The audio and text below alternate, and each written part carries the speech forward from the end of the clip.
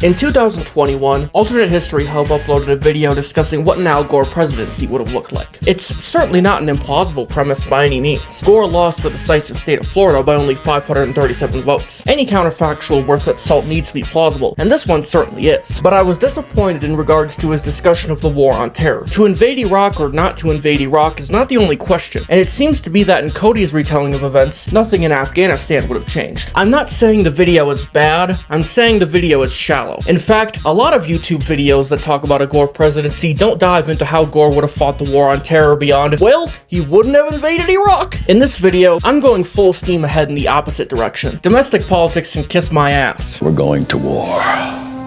For the purposes of this video, I'll be avoiding the question of whether or not 9/11 would have happened if Gore won. Florida Senator Bob Graham, who led the joint congressional investigation into the attacks, quote, identified 12 instances prior to September 11th in which the plot could have been interdicted. The Bush administration did not believe that Osama bin Laden was a serious security threat until the towers were struck, and ignored repeated warnings about an al-Qaeda attack against the United States. Richard Clarke, the counterterrorism czar from 1998 to 2003, wrote that, quote, when Clinton left office, many people, including the incoming Bush administration leadership, thought that he and his administration were overly obsessed with al-Qaeda. Gore likely would have continued Clinton's policy, quote, that eliminating al-Qaeda be one of their highest priorities. Clarke also wrote that Leon Firth, Gore's national security advisor as VP who likely would have become APNSA, quote, understood security and terrorism issues as well as anyone I knew. Under Clinton, Gore led the White House Commission on Aviation Safety and Security, and likely would have taken more action than Bush when he was told, Bin Laden determined to attack inside the United States. On a podcast with Diane Rem, Gore had this to say about the commission. If the recommendations of that commission had been implemented, it would have almost certainly prevented the ability of those hijackers to get on the planes. Give me one of those recommendations. Very tight coordination and data flow between the FAA security team and the intelligence agencies, including the FBI, and a system for automatically catching people who were on the watch list before they could board planes. But let's assume that the attacks would still have taken place as they did historically. There is no reason to believe that Gore would not have gone into Afghanistan and overthrown the Taliban regime providing sanctuary to al-Qaeda. The plan for Operation Enduring Freedom would also likely have been mostly the same, as all the same personnel would have been involved. But the Afghanistan war still would have turned out very differently under President Gore. First, NATO would have played a much larger role earlier. The Bush administration had little respect for multilateralism, and railed against Clinton's reliance on international institutions to legitimize America's use of force abroad. In the neoconservative worldview, any American use of force is inherently legitimate. The United States did not consider a full-fledged NATO operation in Afghanistan, asked for very little assistance from the organization as a whole. General Tommy Franks stated that, quote, I don't have the time to become an expert on the Danish Air Force. While individual NATO members participated in the overthrow of the Taliban, it was still a US-led operation, not a NATO one. Gore and the Democratic establishment did and would have placed much more value on international cooperation. Another important difference would have been in regards to Iraq. While Joe Lieberman, Gore's running mate in 2000, might have advocated an early shift in focus towards Saddam Hussein, APNSA Firth, Richard Holbrooke, the likely Secretary of State, and Madeleine Albright, another possible advisor, historically opposed a shift towards Iraq, even if they supported regime change. JCS Chairman General Hugh Shelton, and, in private, Franks, also opposed the early shift to Iraq. In addition, it was almost exclusively neoconservatives who advocated overthrowing Saddam as a central policy in the war on terror. The Democratic policy establishment and liberal think tanks did not show any particular focus on Iraq. It was viewed, correctly, as contained and deterrable, in contrast to the neoconservative caricature of an Arab Hitler. Gore also did not believe in the nexus bullshit, the idea that Saddam was in league with bin Laden and would give nukes to al-Qaeda if he ever got them. He avoided making exaggerated claims about Iraqi weapons of mass destruction historically, and likely would have done the same as president. There are another set of risks here, and that is losing focus on the war against terrorism. Now, I know the administration's tried to sort of lump Osama bin Laden and Saddam Hussein together, and almost as if they were practically the same person. Right. They're not. And try as they may, they have not yet publicly presented any evidence linking them. There may be some linkage. If so, I'd like to see it. It would change a lot of things for me. No one has seen the evidence yet. And so maintaining the focus on this international organization that was responsible for the horrible attacks on us of September 11th, I think is very important. And anything that diminishes that focus, I think, adds another risk factor. We know that he has stored away secret supplies of biological weapons and chemical weapons throughout his country. As yet, we have no evidence, however, that he has shared any of these weapons with terrorist groups. What this means is that Gore would not have turned his back on bin Laden in Afghanistan the moment Kabul fell, as Bush did historically. At the crucial Battle of Tora Bora, Donald Rumsfeld would not have been the Secretary of Defense. These two factors mean it is less likely that bin Laden would have escaped alive, as more American forces would have been sent to block escape routes into Pakistan. If Al-Qaeda's General Amir and other senior leaders had been killed in December 2001, the organization, already on the brink of destruction by 2002 historically, would probably have dissolved. 9/11 would have been avenged, making the case for regime change in Iraq would have been much more difficult, and with the Taliban Al-Qaeda axis no longer an issue, a peace deal would have occurred many years before 2020, with terms more favorable to the United States. Another factor that would have made a negotiated settlement with the Taliban more likely is that Bush's black and white worldview not have dominated how the war on terror was fought. He truly believed that his enemies were agents of Satan. He famously told the president of France that, quote, Gog and Magog are at work in the Middle East. Biblical prophecies are being fulfilled. This confrontation is willed by God, who wants to use this conflict to erase his people's enemies before a new age begins. Every horrific thing Bush did, from Guantanamo Bay to enhanced interrogation, he did because he legitimately believed he was on the side of good in a war between good and evil, where no holds are barred. This also meant that he refused to consider negotiation with the Taliban, whom he viewed as satanic and no different from Al-Qaeda. Gore would not have been influenced by such superstitions. Gore also would not have weaponized the fear of terrorism to infringe on the basic freedoms of the American people. He believed that Bush doing so counted as a victory for the terrorists, whose objective was to destroy our way of life. He held much more respect for the rule of law, both domestic and international, and the rights to privacy and free speech that all US citizens are entitled to. Mass surveillance of Americans without due process and the horrific abuses committed against prisoners at Guantanamo, Bagram, and Abu Ghraib would not have happened under a Gore presidency.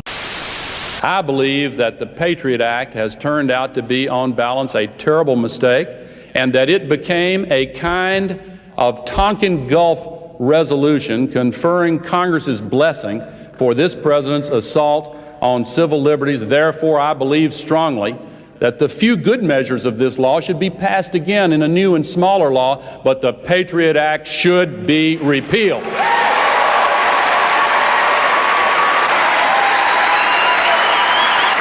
Foreign citizens held in Guantanamo should be given hearings to determine their status provided for under Article 5 of the Geneva Convention.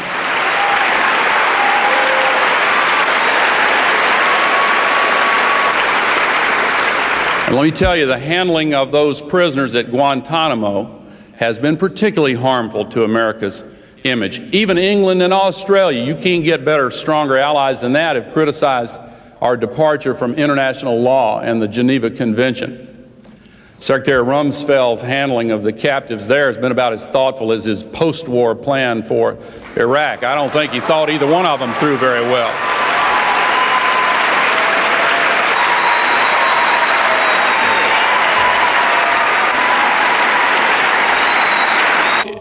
I'm here today to challenge the Bush administration's implicit assumption that we have to give up many of our traditional freedoms in order to be safe from terrorists, because it is simply not true.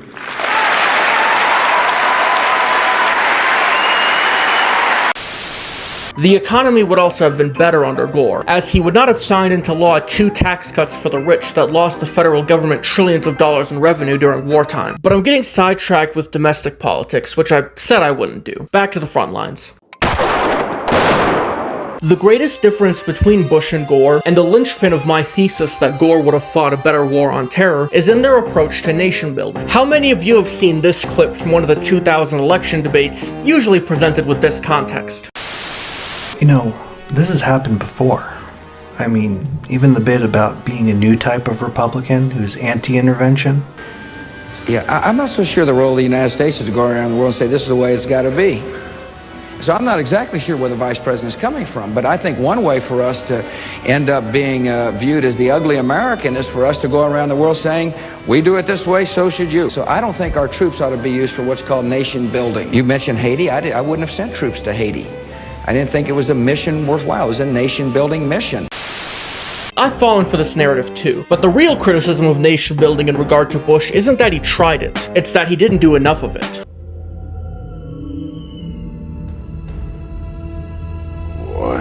No, all right. I know that sounds bad.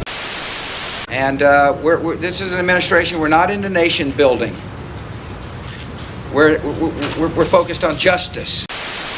During Bush's first term, his defense secretary was Rumsfeld, and his AP NSA was Condoleezza Rice. Both of them despised nation building, and took bureaucratic measures which undid some of Clinton's emphasis on it. When the war on terror began, the material, bureaucratic, and intellectual capacity of the United States for nation building had been reduced. In Afghanistan in 2002, Rumsfeld forbade his commanders from pursuing nation building. Even Bush, while he had interest in things like roads, women's rights, and an Afghan army, never insisted on nation building and cautioned Zalmay Khalilzad against trying to build new institutions in the country. Bush privately told House Republicans in 2002 that, quote, "We are not fielding a nation-building military. We are a fighting military." His administration spent $4.5 billion on the 2001 campaign, but would not spend even 4% of that cost on rebuilding Afghanistan or training a new Afghan army. Khalilzad thought that Bush and Rumsfeld weren't doing enough, and James Dobbins, an expert on nation building, described Reconstruction in Afghanistan as, quote, "the most poorly resourced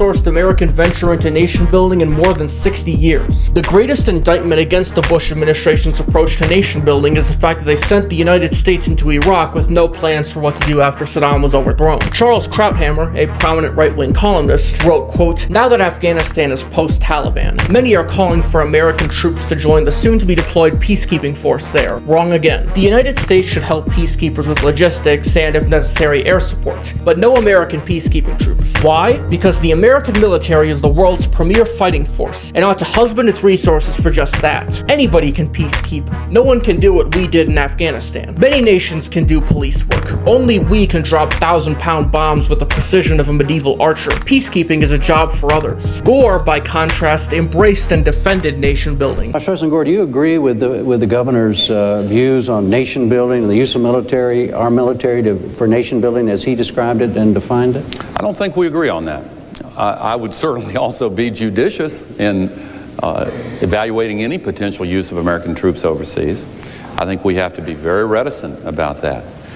But look, Jim, the world is changing so rapidly. The way I see it, the world's getting much closer together. Like it or not, we are now, the United States is now the natural leader of the world. All these other countries are looking to us. Now, just because we cannot be involved everywhere and shouldn't be, doesn't mean that we should shy away from going in anywhere. This idea of nation building is a kind of a pejorative phrase, but think about the great conflict of the past century, World War II. During the years between World War I and World War II, a great lesson was learned by our military leaders and the people of the United States. The lesson was that in the aftermath of World War I, we kind of turned our backs and left them to their own devices, and they brewed up a lot of trouble that quickly became World War II. And acting upon that lesson in the aftermath of our great victory in World War II, we laid down the Marshall Plan, President Truman did. We got intimately involved in building NATO and other structures there. We still have lots of troops in Europe. And what did we do in the late 40s and 50s and 60s? We were nation building, and it was economic, but it was also military. And the confidence that those countries recovering from the wounds of war had by having troops there, we had civil administrators come in to set up their ways of building their towns back. He stressed the need to make long-term commitments and post-war peace plans to stabilize Afghanistan and Iraq, and, unlike the Bush administration, recognized that the war would not end once the enemy regime had been toppled. Unlike Rumsfeld and Wolfowitz, who insisted on deploying as few troops as possible to topple the enemy regime and nothing more, Gore would have insisted on sending a large enough force to pacify the nation after the regime was toppled, with much more international cooperation than what Bush made use of. As far as I'm concerned, a final reckoning with that government should be on the table. To my way of thinking, the real question is not the principle of the thing, but of making sure that this time we will finish the matter on our terms. But finishing it on our terms means more than a change of regime in Iraq. It means also thinking through the consequences of action there on our other vital interests, including the survival in office of Pakistan's leader, including avoiding a huge escalation of the already horrific violence in the Middle East, including provision for the security and interests of Saudi Arabia, Turkey, and the Gulf states, and having a workable plan for preventing the disintegration of Iraq into chaos and sustaining critically important support within the present coalition. Our engagement with others on behalf of common values is something that must be of profound intent, commitment, and of long duration. It is not enough to destroy what is evil and then seek to leave by the nearest door. We must make the commitment to work with those whom we have rescued until they can stand on their own feet. That means supporting an increase in the size of the international security force in Afghanistan and enlarging its mandate beyond the capital city to the whole country. And it means remaining engaged ourselves, if not with a small symbolic presence in the international force on the ground, then at least on the horizon, ready to respond with help from the air when needed. If we quickly succeed in a war against the weakened and depleted fourth-rate military of Iraq, and then quickly abandon that nation, as President Bush has quickly abandoned almost all of Afghanistan after defeating a fifth-rate military power there, then the resulting chaos in the aftermath of a military victory in Iraq could easily pose a far greater danger to the United States than we presently face from Saddam. But if Iraq came to resemble Afghanistan in its current depleted state, with no central authority, well, they have a central authority, but their central authority, because of the administration's insistence that the international community not be allowed to assemble a peacekeeping force large enough to pacify the countryside, that new government in Afghanistan controls a few precincts in one city, and the warlords or drug lords control the whole rest of the countryside. What if in the aftermath of a war against Iraq we faced a situation like that because we washed our hands of it? What would then happen to all of those stored reserves of biological weapons all around the country? What if the Al-Qaeda members infiltrated across the borders of Iraq the way they are in Afghanistan? Then the question wouldn't be, is Saddam Hussein going to share these weapons with a terrorist group? The terrorist groups would have an enhanced ability to just walk in there and get them. If we end the war in Iraq the way we ended the war in Afghanistan, we could very well be much worse off than we are today. And when you ask the administration about this, what's their intention in the aftermath of a war? Secretary Rumsfeld was asked recently about what our responsibility would be for restabilizing Iraq in the aftermath of an invasion. And his answer was, and I quote, "That's for the Iraqis to come together and decide." Now, on the surface, you can understand the logic behind that. And this is not an afterthought. This is based on administration policy. I vividly remember during one of the campaign debates in 2000, Jim Lehrer asked then Governor Bush whether or not America, after being involved in military action, should engage in any a form of nation building. And the answer was, and I quote, "I don't think so. I think what we need to do is to convince people who live in the lands they live in to build the nations." Maybe I'm missing something here. We're going to have a kind of nation building corps in America? Absolutely not. Now my point is, this is a Bush doctrine. This is administration policy. Given that it is administration policy, we have to take that into account as a nation in looking at the likely consequences of an overwhelming American military victory against the government of Iraq. If we go in there and dismantle them, and they deserve to be dismantled, but then we wash our hands of it and walk away and leave it in a situation of chaos and say, oh, now that's for y'all to decide how to put things back together now. That hurts us. You look back over the last 85 to 100 years, there is lots and lots of evidence about why it's almost as important to win the peace following a war as it is to win the war itself. A couple of examples. The absence of any enlightened nation building after World War I led directly to the conditions which made Germany vulnerable to fascism and the rise of Hitler, and made all of Europe vulnerable to his evil designs. By contrast, when the world's leaders met here in San Francisco after World War II, there was an enlightened vision embodied in the Marshall Plan, the UN, NATO, and all of the other nation-building efforts after World War II. And that, in turn, led directly to the conditions that fostered prosperity and American leadership throughout the world.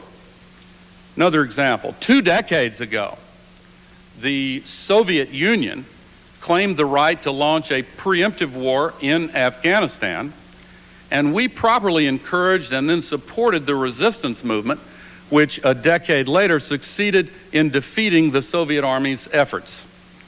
Unfortunately, however, when the Russians left, we abandoned the Afghans, and the lack of any coherent nation-building program led directly to the conditions which allowed the Taliban to take control and to bring in al-Qaeda and give them a home and a base for their worldwide terrorist operations. That's where they planned the attack on us a year ago, September 11th. Now, incredibly, in spite of that vivid lesson, after defeating the Taliban rather easily, and despite pledges from President Bush that we would never again abandon Afghanistan, we have done precisely that. And now the Taliban and al-Qaeda are quickly moving back in. Congress should require, as part of any resolution that it considers, some explicit guarantees on whether or not we're proposing to simply abandon the Iraqi people in the aftermath of a military victory there, or whether or not we're going to demand as a nation that this doctrine of wash your hands and walk away be changed so that we can engage in some nation building again and build the kind of peace for the future that our people have a right to expect. Since he mentioned Iraq, now it's time to talk about the only aspect of Gore's war on terror usually discussed on this platform, the 2003 invasion and occupation of the country. The majority opinion amongst historians and international relations scholars is that Gore would not have invaded Iraq. While he certainly had a very hawkish record in regards to Iraq, the New York Times observed in September 2002 that Gore, quote, undercut some of the work he has done over the last 10 years in positioning himself as a Democratic hawk in a speech he gave to the California Commonwealth Club that month. As stated earlier, earlier, Saddam was not considered a priority in the war on terror by the democratic establishment. In addition, if bin Laden had been taken out at Tora Bora, it would have been much more difficult to sell the war in the first place. While John McCain would have been howling from the rooftops about Iraq regardless, Gore's post-9/11 boost in popularity, the same one Bush received historically, would have enabled him to fend off Republican warmongers, at least for a time. But let's say that Gore would have invaded Iraq in 2003. He could have chosen to do so at a later date, but 2003 will be the chosen date for the purposes of this video. First, Gore never believed that a quick victory in Iraq was possible. He did not believe that the war would only last 5 days or 5 weeks or 5 months, but it certainly isn't going to last any longer than that.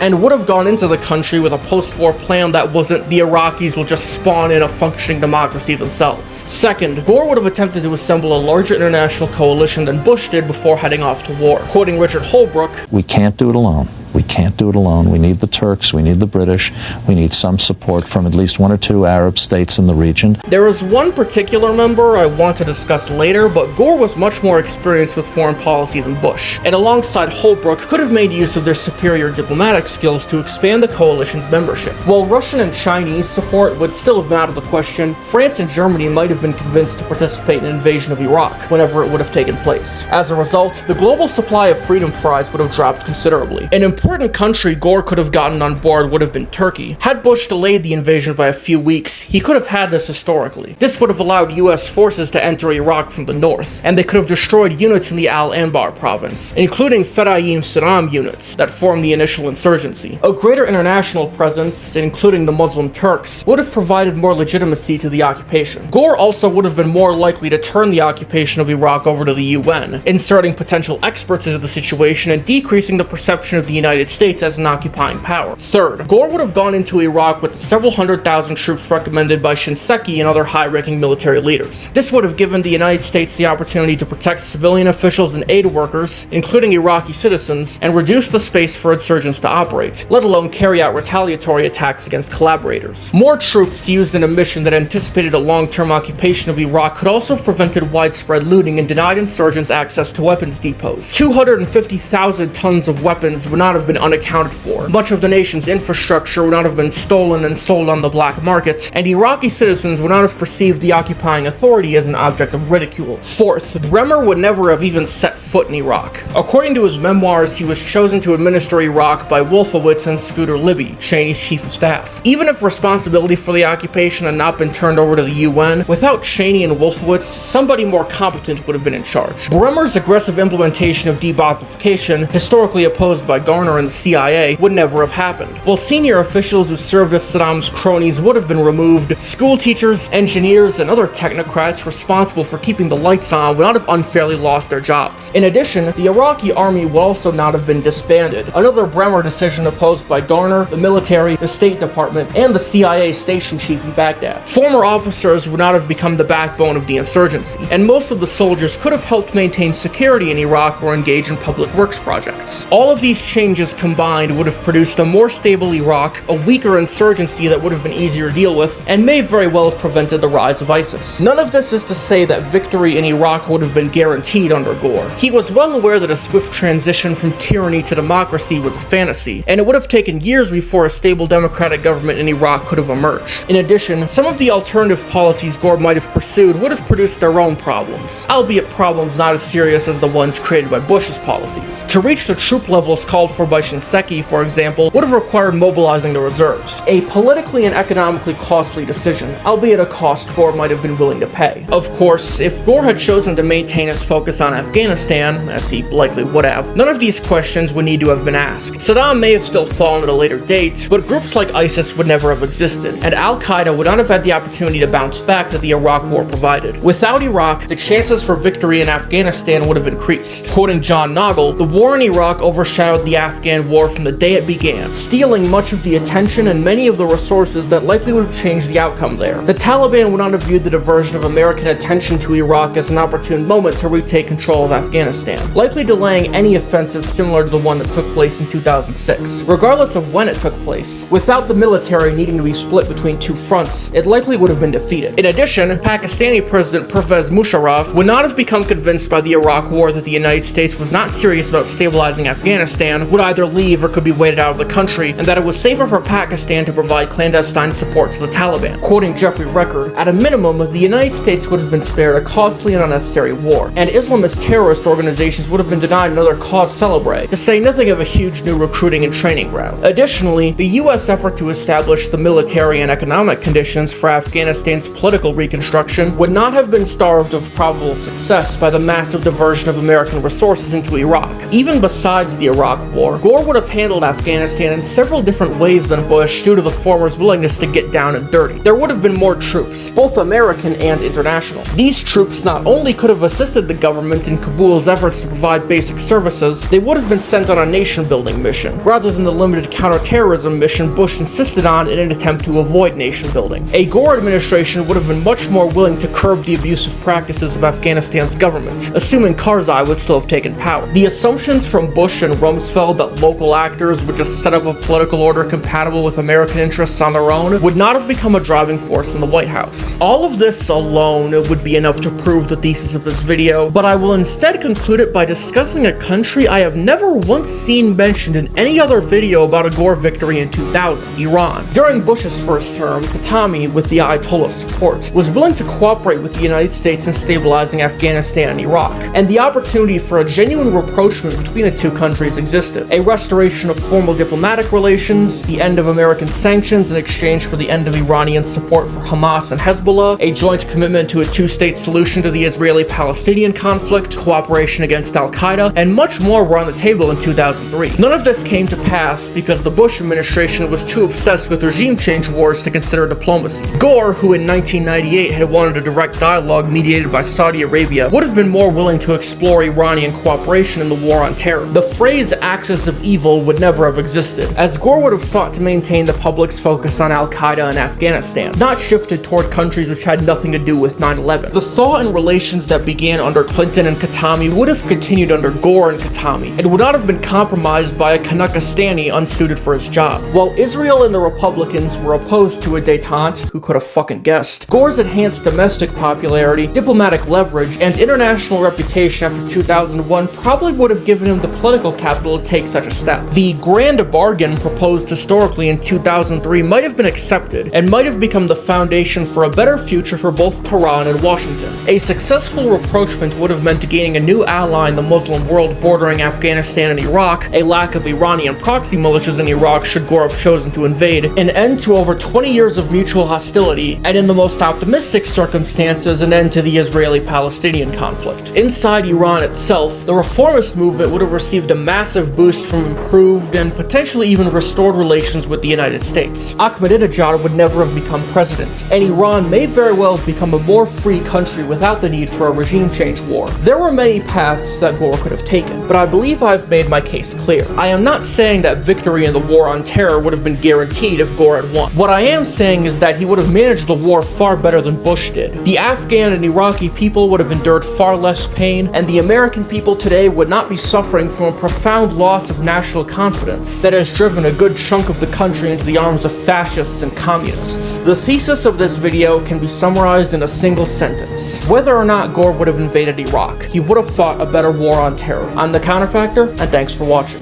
Big bang, bankroll, got cheat codes. Certified in the hood, boy, they all know. Don't be asking y'all that you gotta know to know. Got a pocket full of cash, so the whole boat. See, I've been thugging since a young